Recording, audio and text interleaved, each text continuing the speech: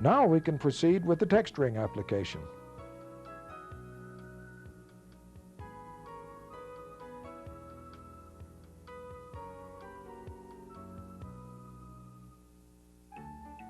The natural stone look of this system is created by hand troweling the material directly onto the surface to a depth of approximately 1/4 to 3/4 of an inch.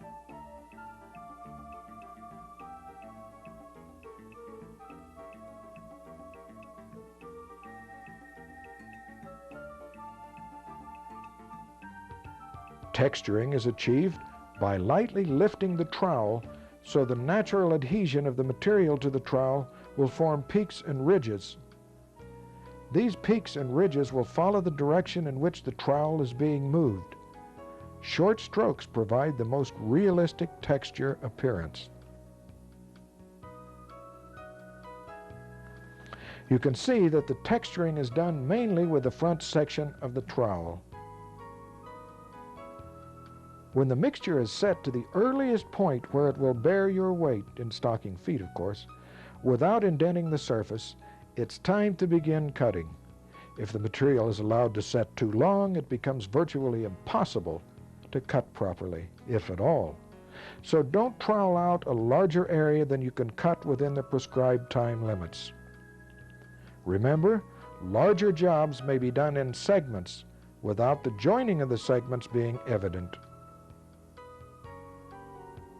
Here you can see that the cutting in of random stone patterns goes quite easily while the material is still in a plastic state.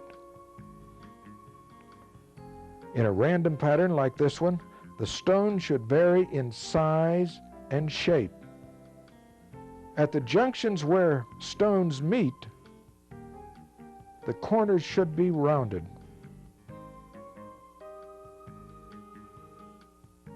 Our stone pattern has now been cut, so we'll lightly scrape the surface to remove burrs and other minor irregularities.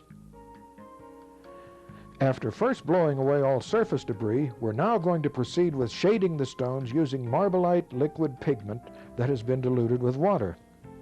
As you can see, the pigment collects in the valleys of the textured surface, creating variegations in the color, just as in the natural stone. The intensity of shading will vary with the amount of solution allowed to remain on the surface and be absorbed. Once the shading has been completed, Marbelite Crystal Clear 1000 sealant is applied.